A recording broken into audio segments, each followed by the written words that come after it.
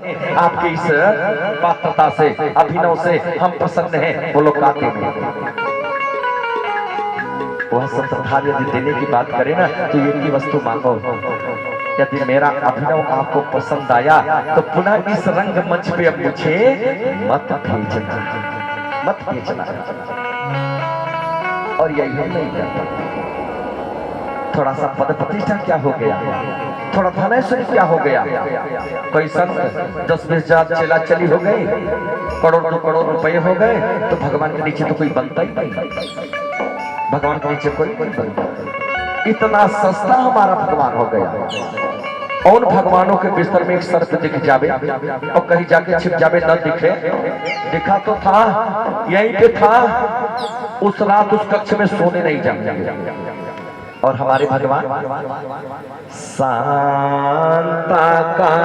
भुजग शयनम पद्मनाभम सुरेशम। अरे भुजग पे ही शयन कर रहे हैं और वो भी भुजग कोई साधारण नहीं, अनंत मुख वाला। उसकी बोटाई छोड़े हमें लगता है पंडाल कम पड़ जाएगा कहाँ। अब कल्पना कर लो, जिसके सिर पर ये पृथ्वी जितनी बड़ी सरसों होता है उतने बड़ी दिखाई देती है, तो अब कल्पना करो कितने बड़े भुजग होंगे वो। फिर भी इतने भयंकर सर्प के ऊपर शयन कर रहे, फिर भी परम शांत, परम शांत है, कोई हलचल नहीं। इसलिए विदुर, कोई मन दुखे, कोई तन दुखे, कोई धन बिन रहत उदास, थोड़े थोड़े सब दुखे, सुखे राम के दास। कोई मन से दुखी है, कोई शरीर से दुखी है, हर प्रकार से संसार का प्राणी दुखी ही दुखी है। सुखी कौन है? कहा जो ठाकुर जी के चरणों का आश्रय ले लिया है वही जीव सुखी है। तो बताओ ना, ब्रह्मा जी ने सृष्टि कैसे क्यों करी? कहा ब्रह्मा जी जब तपस्या से उठे तो सृष्टि प्रारंभ करी। सृष्टि जब प्रारंभ करी ब्रह्मा जी ने तो पहले सृष्टि में सनक, सनातन, सनंदन, सनत, पहले पृथ्वी को बनाए, वायु को बनाए, आकाश को बनाए, तीनों गुण को धारण किया, रज, तम और सत धारण करके निर्माण कर। पृथ्वी वायु आकाश से सब जब बना लिए तब हम मानवीय सृष्टि कर रहे हैं तो 4 कुमारों का जन्म प्राकट्य हुआ, मनसा सृष्टि चल रही है। चारों कुमार आगे खड़े हो गए, हाथ जोड़ के बोले, कहा गया है पिताजी, ब्रह्मा जी का बच्चों जल्दी बड़े हो जाओ, विवाह करो, पत्नी लाओ, बच्चे पैदा करो, सृष्टि में मेरा सहयोग करो, विस्तार करो इसका। चारों कुमारों का बड़ा होना जरूरी है। ब्रह्मा जी ने कहा तो विवाह करना भी जरूरी है, हाँ, पत्नी लाना, बच्चे पैदा करना सब हाँ जरूरी है। कहा तो पिताजी हम इस चक्कर में पड़ने वाले नहीं, हम तो भजन करेंगे। ब्रह्मा जी को क्रोध। अब इधर ये बच्चे करके चल पड़े। कहा पिताजी आज से हम अपने पे ब्रेक लगाते हैं, इससे बड़े हम होंगे ही नहीं। कोई शास्त्र, कोई वेद, कोई पुराण 5 वर्ष से ज्यादा इनकी अवस्था बताते ही नहीं। 5 वर्ष से ज्यादा अवस्था नहीं बताते, केवल ये कई मंत्र जपते, हरि शरणम, हरि शरणम केशवम शरणं गतः, यही मंत्र जपते और काल चक्र भी इनको प्रभावित नहीं कर पाया। हमेशा 5 वर्ष के बालक ही बने रहते हैं। एक कुमारगढ़ जब चल पड़े ब्रह्मा जी पर क्रोध आ गया, और जब क्रोध आ गया तो उनके भ्रुकुटी का भेदन करके भगवान और रुद्र का बड़े जोर से रो रहे थे, प्रकट हो गए। प्रेम से बोलिए रुद्र भगवान की हो। कहा क्या है पिताजी का सृष्टि रचना। अब सृष्टि रचना जब प्रारंभ करें तो भूत प्रेत पिशाच शाकनी डाकनी बिच्छू गोचर किया। अब जब शाकनी डाकनी प्रकट किए ना तो ब्रह्मा जी की तरफ दौड़े, ब्रह्मा जी को खाने के लिए। कहा भैया ये कौन सी सृष्टि रच रहे, जल्दी बंद करो ये सृष्टि। तो क्या करें? जाओ तपस्या करो, जाओ चले जाओ कैलाश। भोलेनाथ चले गए कैलाश। अब की बार सृष्टि प्रारंभ करें तो 10 कुमारों को जन्म दिया। अत्रि, वशिष्ठ, पुलह, क्रतु, तक्ष, नारद, अंगिरा आदि 10 कुमारों को जन्म दिया। 10 कुमारों पर पुनः सृष्टि जब प्रारंभ करे तो उनके दाहिने अंग से पुरुष, बाएं अंग से एक स्त्री प्रकट होती है। इन्हीं का नाम पड़ा मनु और शतरूपा। इन्हीं के संतान हम आप मनुष्य, मनुष्य इन्हीं के नाम से हम लोग मनुष्य, इन्हीं के संतान। अब जो लोग ये कहते, जो लोग ये मनुवादी हैं, वो अपने को समझने में वो का है।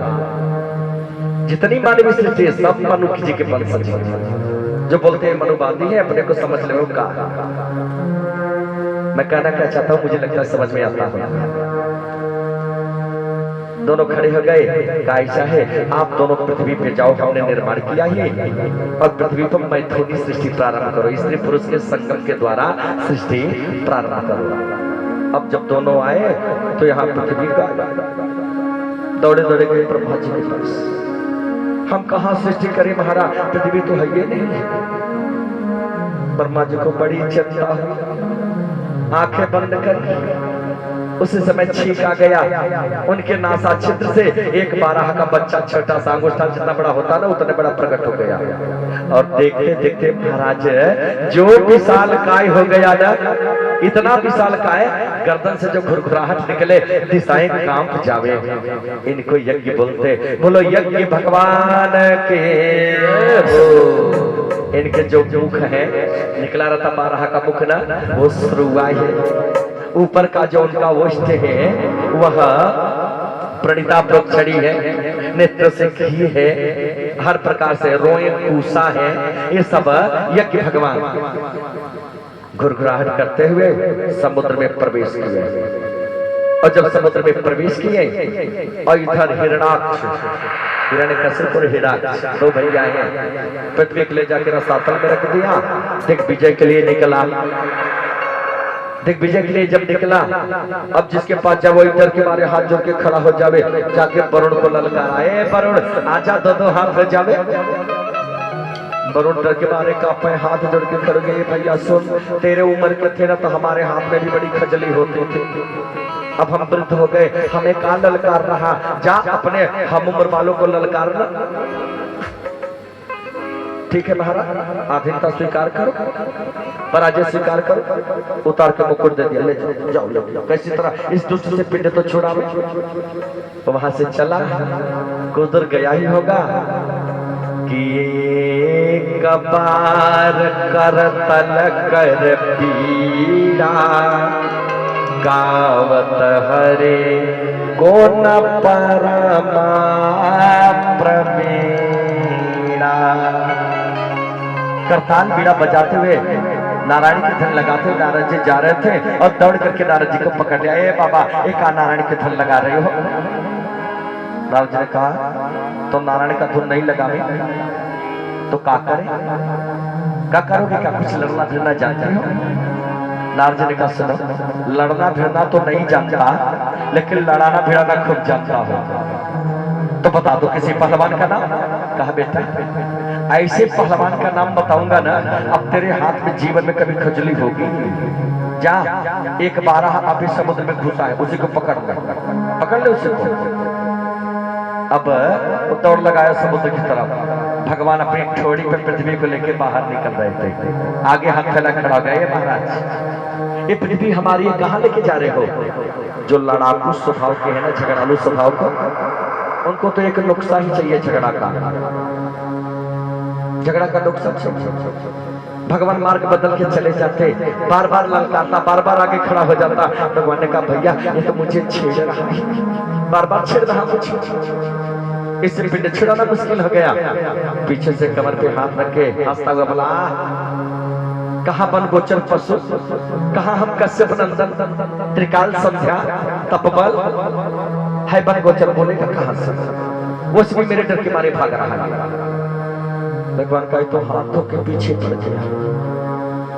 कोई बात नहीं, चलो भले देवी जी को तो उतार लेंगे, ले जाके पृथ्वी को यथास्थान रख लिए। तब भगवान शरीर झटके, जल में से निकलते ना शरीर झटके। आज भी पशु जल में जाता स्नान करके बाहर निकलता है ना तो शरीर झटकता है। 12 भगवान ने जब शरीर को झटके तो उनके रोए टूट के गिर पड़े जमीन पे। वही कूस के रूप में, वही कूस के रूप में परिणित हो गए, वही दर्पण। भगवान ने कहा हाँ श्रीमान जी अब बोलो। आपने कहा मैं वन गोचर पशु, आप कश्यप नंदन त्रिकाल संध्या। तो सुनो, सत्यम पयम्भो वन को चरा मृगा युष्मत् धाय मृगये ग्राम से। आपने बिल्कुल सत्य कहा मैं वनगोचर पशु हूँ, बिल्कुल सत्य कहा मैं वनगोचर पशु हूँ, लेकिन तुम जैसे ग्राम सिंहों को ढूंढता फिरता हूँ। अब ग्राम सिंह माने क्या होता है जानते हैं? नहीं। अब कोई दरवाजे पे आ जावे, आप बोलो आओ आओ ग्राम सिंह बैठो, वो गदगद हो जाएगा। हम गांव में शेर की तरह रहते हैं ना, इसलिए मुझे ग्राम सिंह लोग बोल रहे हैं। ग्राम सिंह माने होता है कुत्ता। तुझ जैसे कुत्तों को मैं ढूंढता फिरता। इतना कहना ही था कि लेके गदा भगवान पे प्रहार किया। भगवान थोड़े पकड़ोगे तो हम नीचे गया। भगवान ने अपनी गदा संभाली, भगवान ने गदा चलाई, अपने गदा पे रोक लिया। भयंकर युद्ध छिड़ गया। सारे देवतागण आकाश मंडल में खड़े होकर देख रहे हैं कब प्रभु इसका वध करें। एक बार तो ऐसा गदा का प्रहार किया ना कि भगवान की गदा हाथ से छूट गई। और जब गदा हाथ से छूट गई ना, उछल करके भगवान ने थप्पड़ मारा गणपति पर रक्त का बमन करता हुआ गोविंदाय नमः। एक ही बार में रक्त का बमन करता हुआ मुंह के बगल गिर पड़ा। मुंह के बगल आंखें खुली है और जब गिर पड़ा भगवान खड़े हैं गदा लेके, उठा नहीं। देवता लोग कहे चलो चलो, भगवान ने उसका बंद कर दिया। स्तुति करते हैं, भगवान का स्वागत करते हैं। एक ने कहा कि औधे मुख गिरा है, अगर कहीं जिंदा निकला तो हम लोगों की खैरियत नहीं। कहा तब क्या करें? एक ने कहा चलो हम स्तुति करते हैं, ऐसा स्तुति करें जिससे उसको भी बुरा न लगे। अब देवता लोग स्तुति कर रहे भगवान की कि नमो यमयो किनो यो कसमा ध्यानाय रहो ध्यायन्त लिंगा दशतो मोमोच्छया तास्यैव दैत्य ऋषभा पताहतो मुखां प्रपश्य तन्मो ससर्जः मुखां प्रपश्य। प्रभु यमयोगिनो योग समाधिनादम्, बड़े बड़े योगी, बड़े बड़े ब्रह्मांडिक देवता आपके चरण रज के लिए तरसते प्रभु।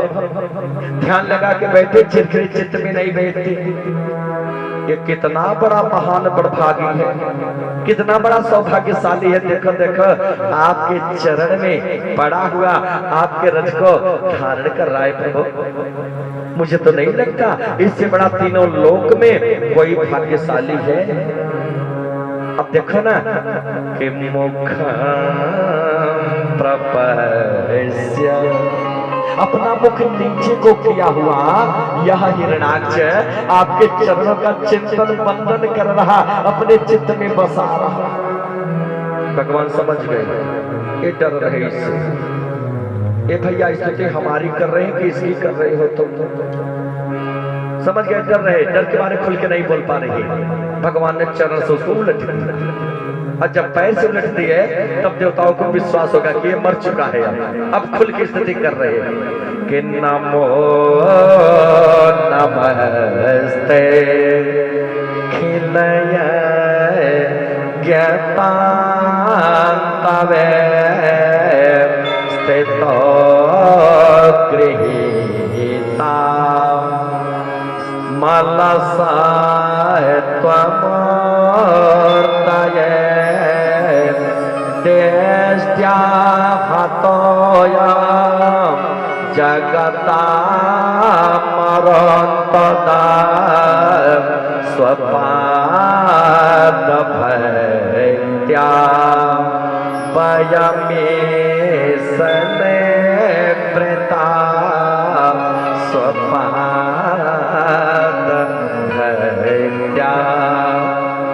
हे प्रभु, हे यज्ञ महाराज, आपको बारंबार नमस्कार है प्रभु। आप ही तो एकमात्र स्वामी हो जो यज्ञों का विस्तार करने वाले हो प्रभु। इस संसार की स्थिति के लिए शुद्ध सत्यमय मंगल विग्रह प्रकट करते हुए इस संसार का पालन रक्षा सब कुछ करने वाले हो प्रभु। बड़े आनंद की बात है नारायण, जो इस संसार को कष्ट देने वाला यह दुष्ट यह दैत्य आज आपके हाथ में मारा गया। आज हम लोग मुक्त हो गए प्रभु। इसके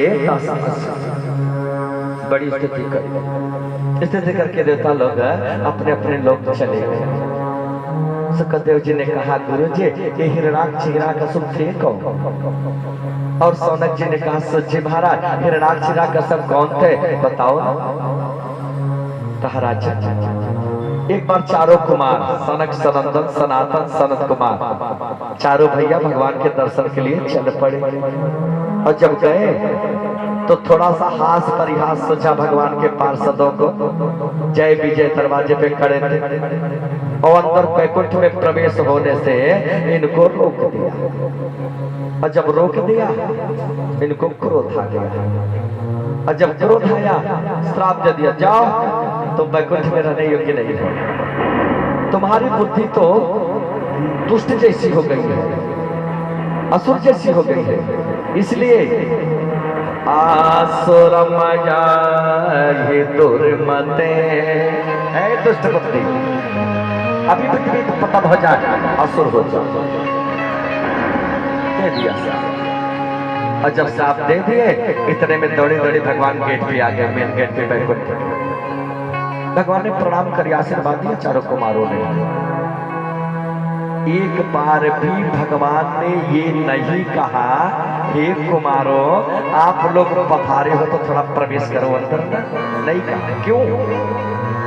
क्योंकि क्रोध आ गया, क्रोध के बस हो गए, तामस आ गया, इसलिए भगवान ने प्रवेश नहीं दिया। अब कल्पना करो क्रोध का फल होता, नहीं प्रवेश दिया। कहा सुनो